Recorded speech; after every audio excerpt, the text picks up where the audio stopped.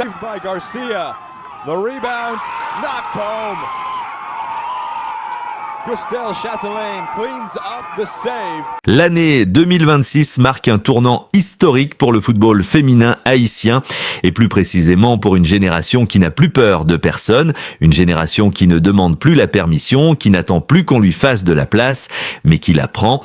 Quand les adversaires entendent aujourd'hui le nom de la sélection féminine haïtienne des moins de 17 ans, un mot revient souvent dans les couloirs, dans les vestiaires, dans les médias régionaux, la peur, oui, la peur. Pas une peur exagérée, pas une peur médiatique, mais une peur sportive, réelle, née sur le terrain, nourrie par des buts, des victoires nettes, une domination totale. Les petites grenadières ne sont plus une surprise, elles sont devenues une menace. Une puissance montante de la zone CONCACAF qui avance vite, très vite, peut-être trop vite pour celles qui ne l'ont pas vu venir. Juste avant d'entrer dans le vif du sujet, prenez une seconde pour aimer la vidéo et abonnez-vous à la chaîne. Tout commence réellement lors de la première phase des éliminatoires de la Coupe du Monde féminine U17 Maroc 2026. Une phase qui devait, sur le papier, servir de test, de jauge, de simple étape, mais qui s'est transformée en démonstration. Haïti ne s'est pas contenté de se qualifier. Haïti a écrasé son groupe. 4 matchs, 4 victoires, 12 points sur 12 possibles, 17 buts marqués. Un seul but encaissé, des scores sans appel, des adversaires dépassés, des défenses brisées. Et surtout, une impression constante. Cette équipe sait exactement ce qu'elle fait. Dès le premier match, le ton est donné. Face à Antigua et Barbuda, Haïti ne doute pas, ne tâtonne pas, ne cherche pas ses repères. Elle attaque, elle presse, elle impose son rythme. Le score final 6-1 n'est pas un accident. C'est le résultat d'un plan clair, d'une intensité maîtrisée, d'une supériorité technique et mentale évidente. Chaque but est une affirmation. Chaque action offensive envoie un message à la région. Haïti est là et elle est sérieuse. Quelques jours plus tard, contre Sainte-Lucie, le scénario se répète, mais avec encore plus de maîtrise. Victoire 5-0, aucun but encaissé, aucun moment de panique. Les lignes sont compactes, le milieu dicte le tempo, l'attaque fait mal à chaque accélération. Ce n'est plus seulement de la puissance brute, c'est de l'intelligence de jeu. Les petites grenadières ne jouent pas dans la précipitation. Elles savent quand accélérer, quand conserver, quand tuer le match. À ce stade, les observateurs commencent à comprendre que cette équipe n'est pas seulement forte physiquement, mais structurée, disciplinée, mature. Le troisième match contre les îles Caïmans confirme définitivement la tendance. Victoire 3-0, encore un clean sheet, encore une prestation solide. Haïti ne force pas, Haïti contrôle. Les joueuses semblent jouer avec une confiance naturelle, presque déconcertante pour leur âge. Elles ne paniquent pas, même quand l'adversaire tente de résister, elles attendent le bon moment et quand il arrive, elles frappent précisément, efficacement. Puis vient le match que beaucoup considéraient comme le plus révélateur. Haïti contre Guatemala, le 2 février 2026. Un match attendu, observé, analysé et au final dominé de bout en bout par les Haïtiennes. Score final 3-0, aucun débat. Aucune contestation. Haïti termine la phase de groupe avec un parcours parfait, une attaque de feu, une défense presque infranchissable et surtout une identité de jeu claire. Ce soir-là, le Guatemala ne perd pas seulement un match, il prend une leçon. Ce qui frappe le plus dans ce parcours, ce n'est pas seulement le nombre de buts marqués, mais la manière dont ils sont inscrits. 17 buts en 4 matchs, ce n'est pas le fruit du hasard. C'est le signe d'une animation offensive travaillée, d'automatisme bien huilé, d'une compréhension collective du jeu. Les joueuses se trouvent, se cherchent, se comprennent. Les passes cassent les lignes. Les appels sont précis. Les finitions sont propres. Cette équipe attaque comme une équipe qui sait qu'elle est plus forte. Mais une grande équipe ne se définit pas uniquement par son attaque, elle se définit aussi par sa capacité à résister, à défendre, à souffrir quand il le faut. Et sur ce point, les petites grenadières impressionnent tout autant. Un seul but encaissé en 4 matchs, une solidité défensive remarquable, une organisation rigoureuse, des gardiennes concentrées, des défenseurs disciplinés, un bloc équipe qui se replie ensemble et défend ensemble. Cette capacité à allier efficacité offensive et rigueur défensive est ce qui fait aujourd'hui la différence entre une bonne équipe et une équipe redoutée. Au cœur de cette domination, des individualités émergent sans jamais écraser le collectif. Des joueuses comme Cardinal Amour, capables de faire basculer un match sur une action, un dribble, une passe décisive ou un coup franc parfaitement exécuté. Des joueuses comme Keisha Gay, véritable cauchemar pour les défenses adverses, qui enchaînent les doublés et jouent sans complexe, sans peur, avec une audace rafraîchissante. Mais ce qui impressionne le plus, c'est que ces talents ne jouent jamais pour elles-mêmes. Elles jouent pour l'équipe. Elles travaillent, défendent, pressent, encouragent. Le collectif passe avant tout. Cette génération ne sort pas de nulle part. Elle s'inscrit dans une continuité, dans un héritage, celui laissé par la génération précédente qui avait marqué les esprits en atteignant les demi-finales du championnat CONCACAF en 2024. Une génération menée à l'époque par Lourjina Etienne, élue meilleure joueuse de la compétition et qui avait prouvé que le football féminin haïtien pouvait rivaliser avec les meilleures nations de la région. Ce succès n'était pas un miracle, il était le résultat d'un travail de fond, d'une structuration progressive, d'un changement de mentalité. Aujourd'hui, cette dynamique ne fait que s'amplifier. La formation haïtienne continue de produire des joueuses de haut niveau, des joueuses qui, de plus en plus, rejoignent des championnats étrangers, notamment en Europe, des joueuses qui gagnent en expérience, en maturité, en professionnalisme, et cette exposition internationale renforce encore davantage la crédibilité des sélections nationales, notamment chez les jeunes. C'est pourquoi en 2026, Haïti n'est plus perçu comme un simple outsider. Grâce à ses performances, la sélection U17 féminine est désormais classée parmi les têtes de série de la CONCACAF, un statut symbolique mais surtout stratégique. Cela signifie une reconnaissance officielle, une place parmi les nations qui comptent et surtout une qualification directe pour le tournoi final où les petites grenadières devront affronter les géants de la zone comme les États-Unis et le Canada pour décrocher une place au Mondial 2026. Et c'est là que tout prend une autre dimension parce que désormais la question n'est plus de savoir si Haïti peut rivaliser, la question est de savoir jusqu'où cette équipe peut aller, jusqu'où peut aller cette génération qui joue sans complexe, sans peur, avec une identité forte et une faim immense, une génération qui n'a pas grandi dans le confort mais dans le combat, une génération qui sait ce que représente le maillot haïtien, une génération qui joue pour elle-même, pour son pays, pour l'histoire et pour l'avenir. Ce que cette équipe inspire aujourd'hui dépasse le simple cadre du football. Elle inspire une nation, elle inspire des jeunes filles, elle inspire une nouvelle vision du sport haïtien.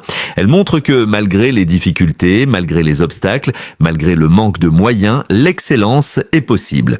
Que la discipline, le travail et la foi en soi peuvent ouvrir des portes que beaucoup pensaient fermées. Et ce n'est que le début. Si la première phase des éliminatoires a permis aux petites grenadières d'imposer le respect, la suite de leur parcours révèle quelque chose de plus profond encore, une transformation mentale. Car dominer, marquer, gagner, ce sont des choses que certaines équipes réussissent sur une courte période, mais inspirer la crainte, installer une réputation, changer la perception d'un pays entier dans l'esprit de ses adversaires, voilà ce qui distingue une équipe passagère d'une génération historique, et c'est exactement ce que cette sélection haïtienne U17 est en train d'accomplir en 2026. Désormais, avant même d'entrer sur le terrain, Haïti gagne déjà une bataille psychologique. Les adversaires regardent les statistiques. 17 buts marqués. Un seul encaissé, 4 victoires nettes. Elles voient les vidéos, elles analysent les actions. Elles savent que cette équipe attaque vite, fort, sans relâche. Elles savent aussi qu'elles ne paniquent pas quand le rythme baisse. Résultat, la peur s'installe, une peur silencieuse mais bien réelle. Et dans le football de haut niveau, surtout chez les jeunes, la peur est souvent le premier pas vers la défaite. Ce qui rend cette équipe si dangereuse, c'est sa capacité à jouer avec plusieurs visages. Haïti peut étouffer un adversaire par une pression haute et constante, mais elle peut aussi laisser venir, attendre, observer, puis frapper au moment précis où la défense se désorganise. Cette maturité tactique est rare à cet âge, elle témoigne d'un encadrement solide, mais surtout d'une intelligence collective remarquable. Les joueuses comprennent le jeu, elles lisent les situations, elles prennent les bonnes décisions. Au milieu de terrain, le contrôle est total. C'est là que les matchs se gagnent réellement, là où le rythme est dicté, là où les adversaires perdent patience. Haïti ne se précipite pas, elle fait circuler le ballon, elle fatigue mentalement l'autre équipe, elle l'oblige à courir, à douter, à se désorganiser. Puis, quand la brèche apparaît, elle exploite la moindre erreur avec une précision chirurgicale. Chaque passe semble calculée, chaque déplacement a un sens. Sur les côtés, la vitesse fait la différence, les latérales montent sans complexe, les ailières provoquent, éliminent, centrent, les défenses adverses reculent encore jusqu'à craquer. Et quand elles tentent de sortir, elles se heurtent à un bloc compact, discipliné, prêt à récupérer et à repartir immédiatement vers l'avant. C'est ce va-et-vient permanent qui épuise les adversaires et explique ces scores lourds, parfois sans appel. Mais ce qui impressionne peut-être le plus les observateurs, c'est la solidité défensive de cette équipe. Un seul but encaissé en 4 matchs. Ce chiffre n'est pas anodin. Il montre une concentration constante, une rigueur défensive qui ne faiblit jamais, même quand le score est déjà acquis. Les défenseurs ne relâchent pas la pression. Les milieux défensifs protègent leur ligne. Les gardiennes restent vigilantes jusqu'à la dernière seconde. Il n'y a pas de relâchement, pas de suffisance. Et c'est souvent là que se fait la différence entre une équipe talentueuse et une équipe championne. Cette rigueur est aussi mentale. Les petites grenadières jouent avec une discipline émotionnelle impressionnante. Elles ne se laissent pas distraire par les provocations. Elles ne paniquent pas après un ballon perdu. Elles ne se désorganisent pas après une occasion manquée. Elles restent dans leur match, concentrées, focalisées, déterminées. Cette stabilité mentale est le fruit d'une culture qui se construit depuis plusieurs années dans le football féminin haïtien. Il faut le dire clairement, cette génération bénéficie de l'héritage laissé par celles qui l'ont précédée. Les demi-finales de la CONCACAF en 2024 n'étaient pas un simple exploit isolé. Elles ont ouvert une porte, elles ont changé la perception interne, elles ont prouvé aux jeunes joueuses qu'il était possible de rivaliser avec les grandes nations de la région. Et aujourd'hui, les U17 de 2026 ne jouent pas avec le complexe de l'outsider, elles jouent avec la conscience de leurs valeurs. Cette confiance se ressent dans chaque geste, dans chaque prise de balle, dans chaque célébration. Ce ne sont pas des célébrations excessives, ce sont des célébrations maîtrisées, presque sobres, comme si les joueuses savaient que le travail n'est pas encore terminé, comme si chaque victoire n'était qu'une étape vers quelque chose de plus grand. Et cette mentalité est essentielle à l'approche du tournoi final de la CONCACAF, car la prochaine étape sera encore plus exigeante, les États-Unis, le Canada. Des nations structurées, puissantes, habituées aux grandes compétitions. Mais pour la première fois, Haïti n'abordera pas ces confrontations avec un complexe d'infériorité. Elle y ira avec ses armes, son identité, son collectif, sa confiance et surtout avec la certitude qu'elle mérite d'être là. Être tête de série dans la zone CONCACAF n'est pas un simple détail administratif, c'est une reconnaissance officielle du travail accompli. C'est la preuve que Haïti n'est plus considérée comme une nation secondaire dans le football féminin de jeunes. C'est un signal envoyé à toute la région. Les petites grenadières font désormais partie des équipes à battre. Mais au-delà des résultats, cette équipe raconte une histoire plus grande. Une histoire de résilience, de formation locale et internationale, de jeunes filles issues de différents horizons, certaines évoluant à l'étranger, d'autres jouant localement, mais toutes réunies par un même objectif, représenter dignement Haïti. Elles jouent pour leur pays, pour leur famille, pour celles qui les regardent depuis les quartiers, les écoles, les terrains poussiéreux. Elles sont devenues des modèles, parfois sans même s'en rendre compte. Chaque match gagné renforce cet impact. Chaque but marqué alimente l'espoir. Chaque clean sheet renforce la fierté nationale. Cette équipe ne gagne pas seulement des matchs, elle change les mentalités. Elle redéfinit ce que signifie être une jeune footballeuse haïtienne en 2026. Elle montre que le talent, quand il est encadré, discipliné et nourri par une vision claire, peut rivaliser avec n'importe quelle structure. Et c'est peut-être là la plus grande force de cette génération. Elle ne se contente pas de rêver, elle agit, elle travaille, elle progresse, elle apprend, elle corrige ses erreurs, elle avance, match après match, phase après phase, sans bruit inutile, sans arrogance, avec une fin immense. Les adversaires peuvent continuer à analyser les chiffres, à revoir les vidéos, à tenter de trouver des failles. Mais une chose est sûre, en 2026, personne ne sous-estime plus Haïti et celles qui oseront le faire risquent de le payer cher sur le terrain. Les petites grenadières sont en mission, une mission qui dépasse le simple cadre sportif, une mission qui touche à l'identité, à l'espoir, à l'avenir. Et la route vers le mondial 2026 est encore longue. Mais une chose est déjà certaine, cette équipe a déjà marqué l'histoire. Et ce qu'elle s'apprête à écrire pourrait être encore plus grand.